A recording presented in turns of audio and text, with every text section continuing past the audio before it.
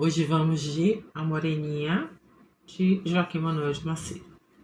Esse livro, ele inaugura a fase romântica, a escola literária do romantismo no Brasil.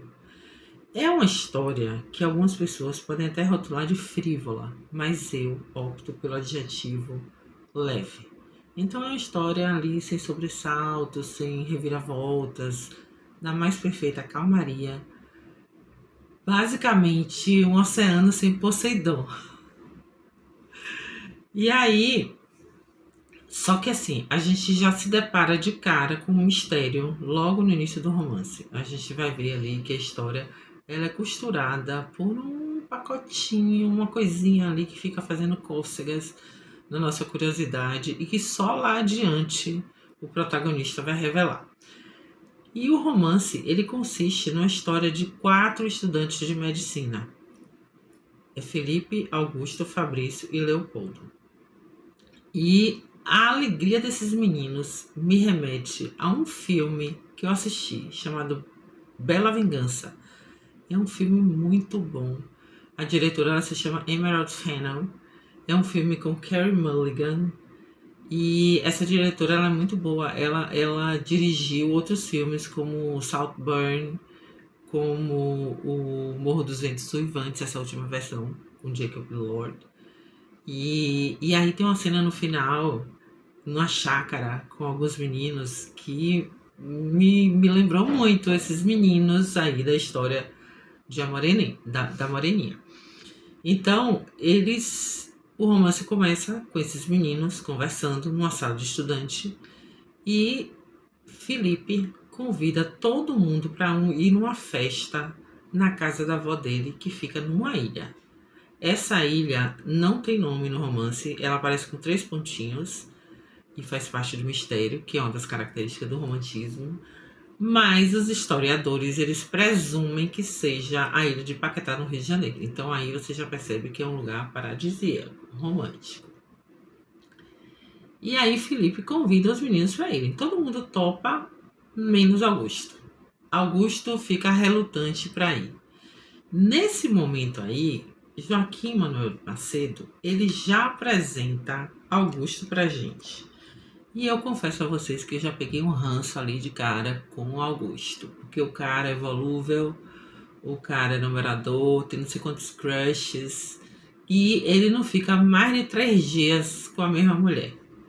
E aí, aqui na página 13 tem uma descrição dele, ó. Joaquim Manuel Macedo fala assim dele. Augusto é incorrigível. Não é romântico. Nem uma coisa nem outra. É um grandíssimo velhaco. Não diz o que sente, não sente o que diz. Faz mais do que isso, pois diz o que não sente. Então é mentiroso, né? Não vale nada. Diz o que não sente. Então ele tá ali sempre querendo agradar as meninas.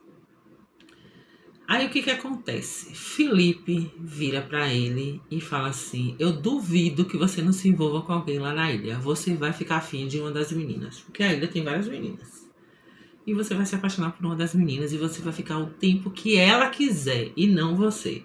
E aí Augusto diz que não, Felipe diz que sim, e aí rola uma aposta ali. Eles inclusive registram a aposta no cartório. E quem perder essa aposta vai ter que escrever um romance. É a prenda que eles combinam ali. Aí Augusto concorda em ir para o passeio e todo mundo viaja lá para passar o final de semana na ilha. Ali na ilha, o romance ele vai se desenrolando. Tem várias tramazinhas na história que vão se desenrolando. A gente começa a conhecer uma por uma as meninas que estão lá. Então tem Carolina, que é a irmã de Felipe, ela tem 14 anos. Tem Joaninha, que é prima. Tem Quinquina, tem Gabriela. E cada uma vai sendo apresentada ali com seus segredos, com seus romances e tal, né? E aí, Joaquim Manuel de Macedo, ele apresenta Carolina. Carolina tem 14 anos. E Carolina é apresentada como... Carolina me lembra minha filha Suzy. Foi, inevitavelmente, eu associei, porque ela é morena, Ela é esperta, ela é linda, ela é traquina, ela é daquelas que aprontam, que não deixa ninguém quieto. E aí tem uma descrição aqui também de Carol que eu vou ler para vocês. Olha só o que Joaquim Manuel de Macedo fala pra gente dela. Dona Carolina, chamava assim, viu gente, na época. Dona Carolina é o prazer em ebulição. Se é inquieta e buliçosa, está em selo a sua maior graça. Aquele rosto moreno, vivo e delicado, aquele corpinho ligeiro como uma abelha, perderia metade de que vale se não estivesse em contínua agitação. Então a gente vai ver que ela tá sempre para lá e para cá, ela tá aprontando. E no início, Augusto acha ela meio criançona, não chama a atenção dele não.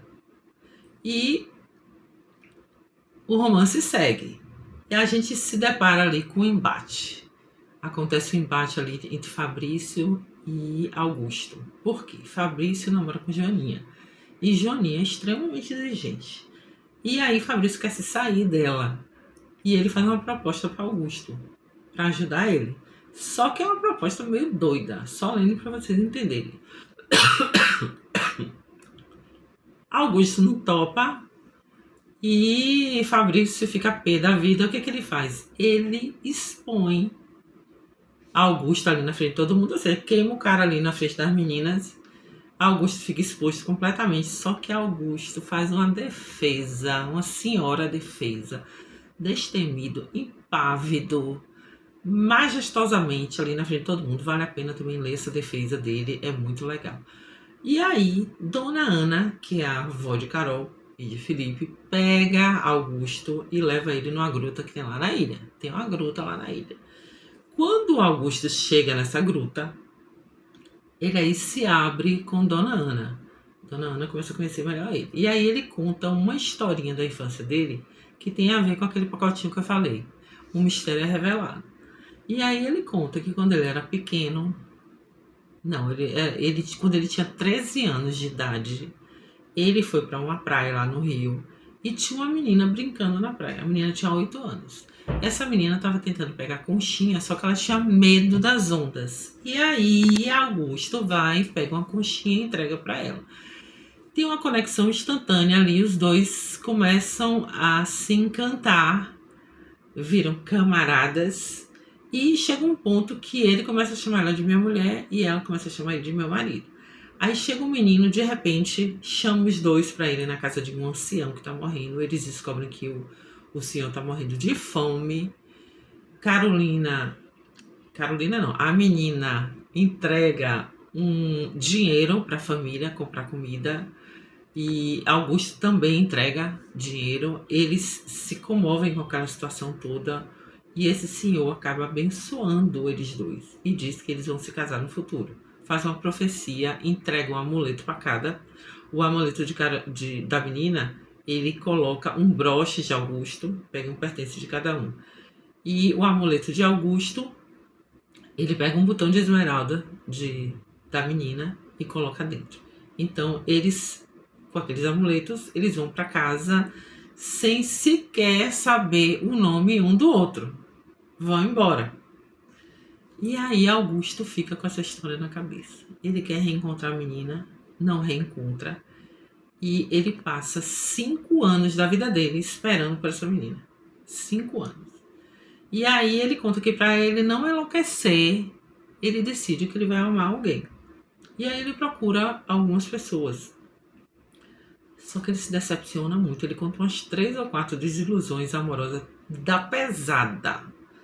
E aí a gente entende que aquele comportamento volúvel dele, na verdade, é porque ele tá esperando a menina. Ele queria casar com essa menina. Tem uma justificativa, né? Meu ranço já se desfez ali meio.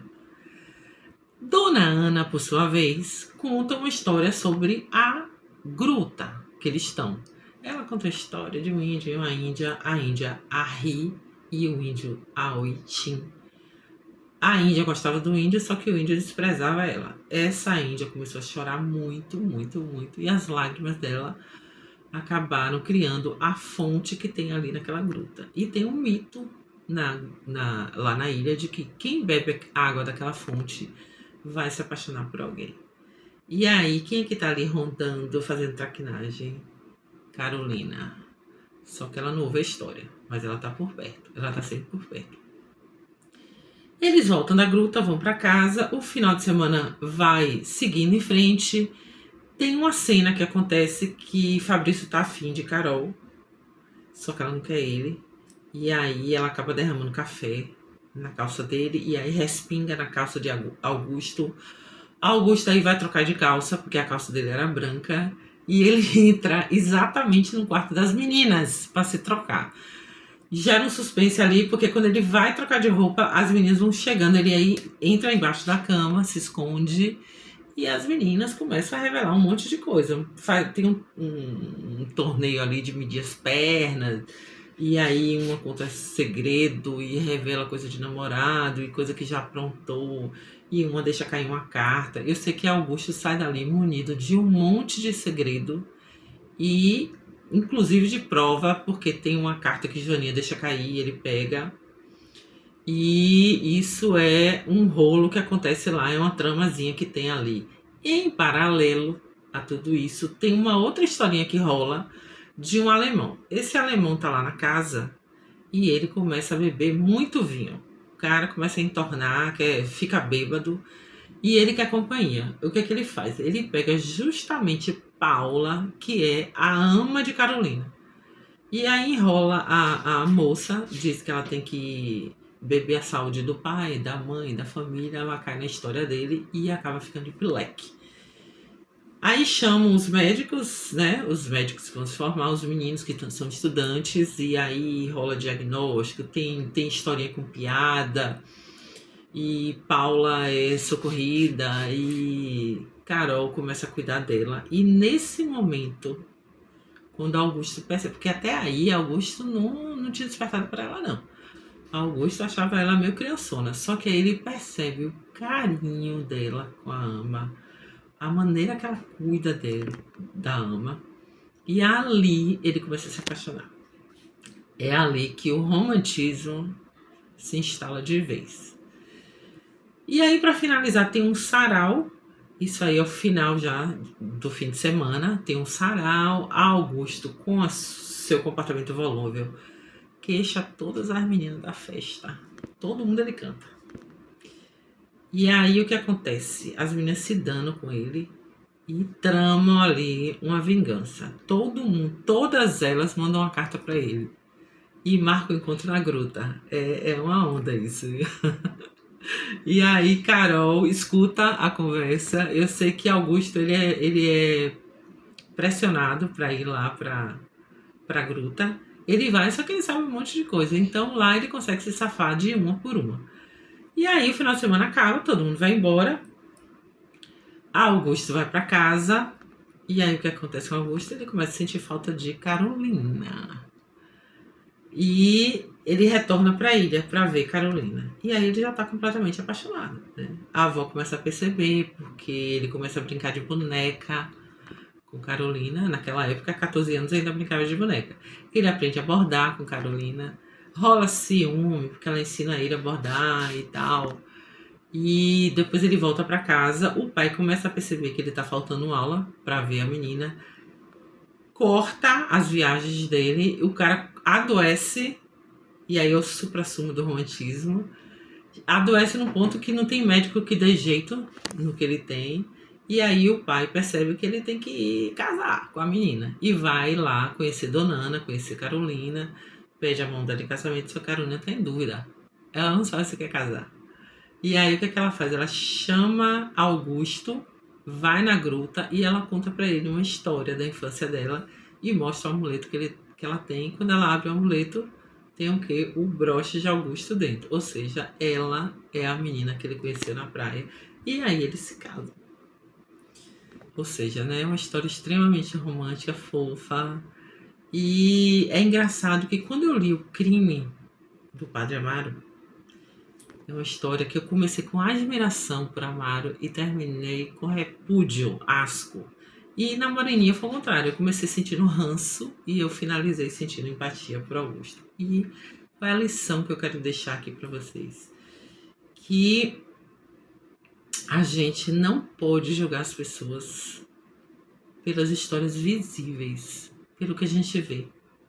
Porque muitas vezes uma pessoa que tem um comportamento volúvel como Augusto, por trás tem uma ferida aberta, por trás tem uma espera de algo que perdeu. Então a gente não sabe, a gente desconhece as histórias invisíveis das pessoas. Vamos evitar julgamento.